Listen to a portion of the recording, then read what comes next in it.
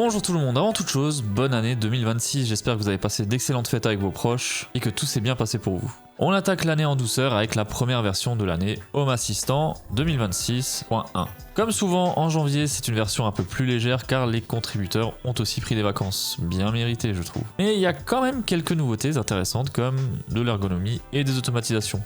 Allez, on regarde tout ça ensemble.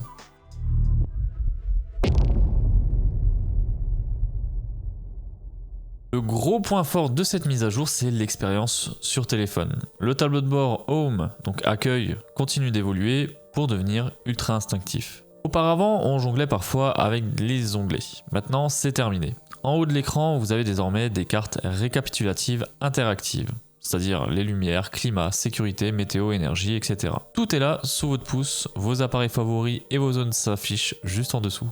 C'est plus fluide et plus rapide et surtout on n'a pas besoin de multiplier les clics pour voir l'essentiel. A noter que l'interface bureau reste classique avec la barre latérale pour garder un maximum d'infos visibles.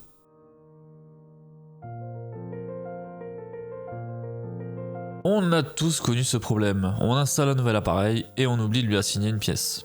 Et il finit perdu dans les tréfonds de l'interface. Désormais une nouvelle page appareil apparaît, c'est un peu compliqué à dire. Donc ça apparaît automatiquement sur votre tableau de bord Home, elle regroupe tous les appareils qui ne sont affectés à aucune zone.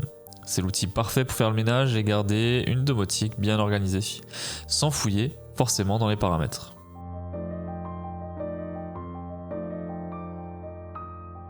L'un des chantiers majeurs de l'équipe Home Assistant, c'est de rendre les automatisations accessibles à tous.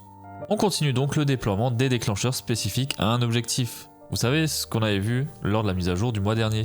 L'idée, c'est d'arrêter de parler technique, changement d'état, attributs, etc. pour plutôt parler humain. Cette version de janvier ajoute une tonne de nouveaux déclencheurs. Dans les climates, c'est-à-dire les thermostats, si le chauffage se met en route ou si l'humidité dépasse un seuil, ou alors pour les serrures, si une porte est verrouillée ou encore plus utile si elle est bloquée, et également tout ce qui est présence, déclencher une action quand la première personne arrive ou que la dernière personne part. On a également dans les lumières, les sirènes, les mises à jour, etc. Tout s'y passe. Pour tester ça, rendez-vous dans Paramètres, Système et Home Assistant Labs. Il suffit d'activer l'option.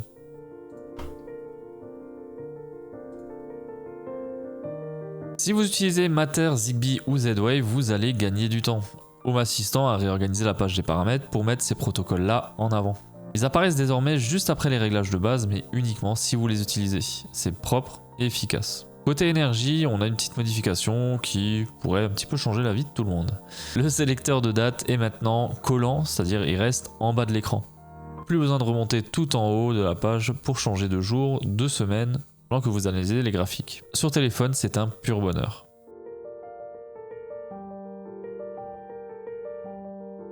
Pour les plus technophiles d'entre vous, ESP Home de décembre a introduit les réponses aux actions API. Et bonne nouvelle, sur cette mise à jour de janvier, bien c'est supporté pleinement.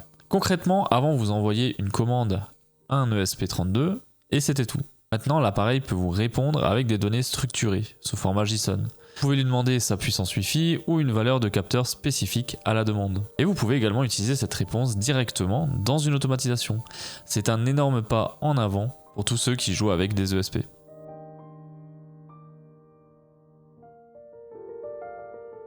Comme chaque mois, la famille s'agrandit avec 8 nouvelles intégrations. On a par exemple FreezeNap pour le suivi de vos animaux, eJauge pour le monitoring énergétique un petit peu plus avancé, WattVision Plus pour le chauffage intelligent et plein d'autres. Je vous laisse la liste dans la description. En résumé, une version de transition très solide qui peaufine l'expérience utilisateur. Un grand merci à tous les contributeurs pour le travail, même pendant les fêtes. Et vous, quelle est la fonctionnalité que vous attendiez le plus? Dites-moi ça en commentaire. N'oubliez pas le petit pouce bleu, abonnez-vous pour ne rien rater des prochaines sorties Home Assistant. Et encore une fois, une excellente année 2026.